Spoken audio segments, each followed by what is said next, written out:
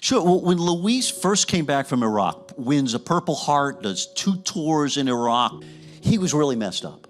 And he was living in Brooklyn in a small apartment with so much anxiety that literally he could not go outside. He had to call the neighborhood deli for food, and then he was too scared to meet the delivery guy when he came. He would throw the money down and have him leave the food. So that's the kind of shape he was in after he got back from his time in Iraq.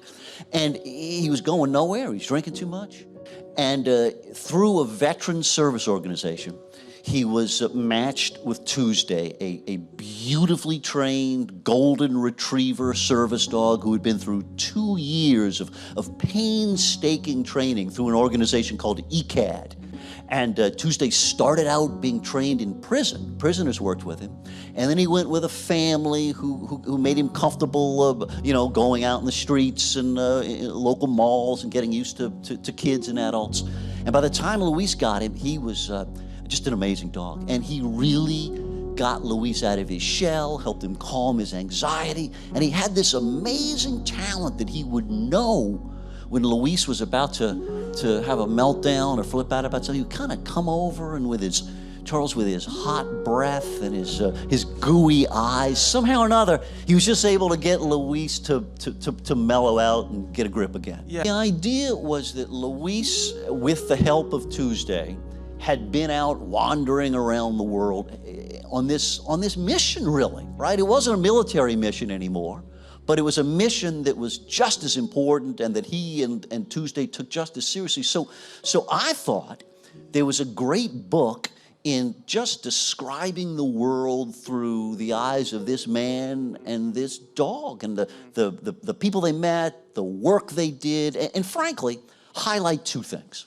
One is the continuing challenge of PTSD, right? That so many, you know from your other work, Charles, so many of our vets are struggling with. And also to focus attention on the amazing talents of these dogs, right? This dog had helped Luis so much, and I believed that if we could spread that word around, we could help hundreds or thousands or maybe even more people the more we could spread that message. So those were really my 2 goals. You know, there is something about a dog, and I don't know, maybe some of you guys can explain it better than I can, but there is something about the attachment that we as human beings have to canines. It makes us relax, it makes us feel comfortable and accepted.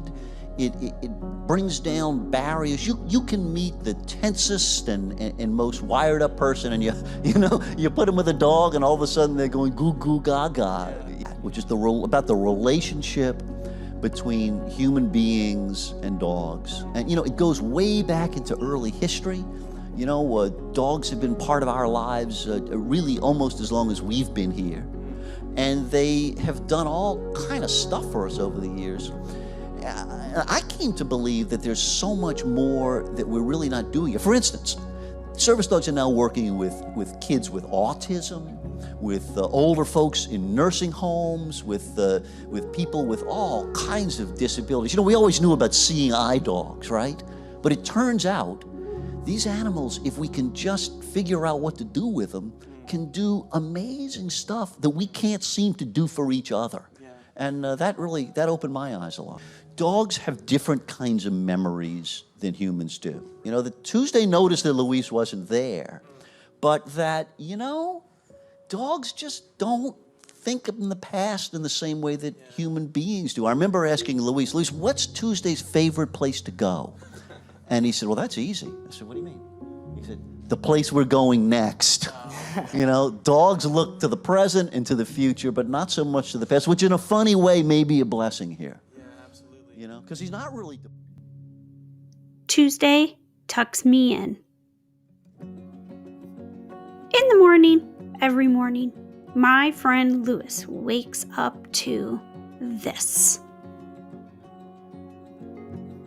Rise and shine, I tell him with a lick. The sun is up. It's time. Okay, you're right. Hug first. Then off to the kitchen for my bowl. Here are your socks, my friend. and shoes with just a bit of slobber. Don't forget your medicine.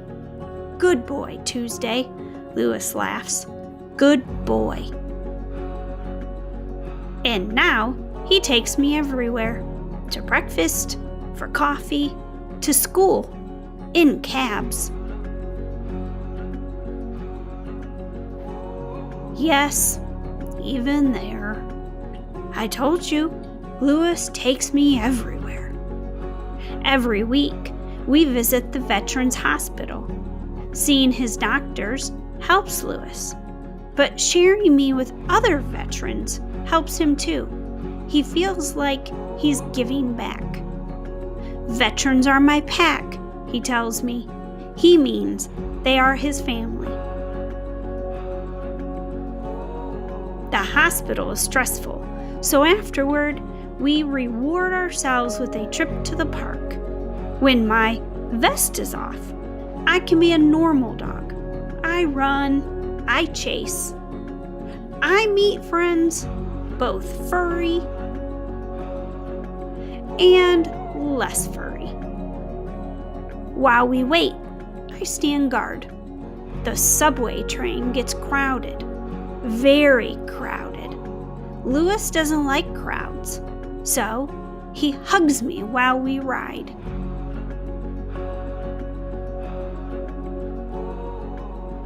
Usually, the ride is short, but this ride is much longer. What's going on? Don't worry, Toopy, Louis says. Toopy is my nickname, a combination of Tuesday and Snoopy. Rest for a minute. You're going to like this. Louis always knows how I am feeling.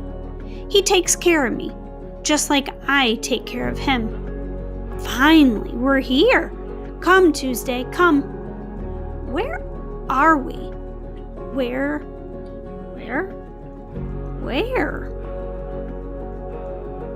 Wow.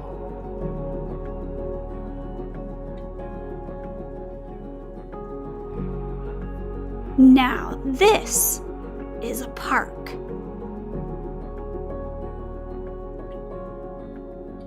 What a day, what a day! Louis is happy. I am happy. Now, one last thing. Wait, yes, right there. Hey, I may be working, but I'm still a dog. Back home, Louis and I have a quiet dinner.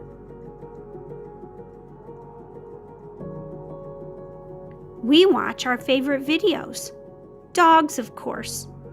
Answer emails. Play with toys. Then, just like every night, Louis brushes me from the top of my head to the tip of my tail. He cleans my ears and wipes my paws. He even brushes my teeth. Chicken-flavored toothpaste. Yum. Finally, we hug and kiss and say our prayers. Now I lay me down to sleep. I pray the Lord my soul to keep. Angels watch me through the night and wake me with the morning light. Amen. I know Louis needs me, but he loves me too. I've heard him say many times, I have been brave in my life, but I've been sad too. I've been afraid, and I've been alone. But now when Tuesday tucks me in, I'm happy because I'm home.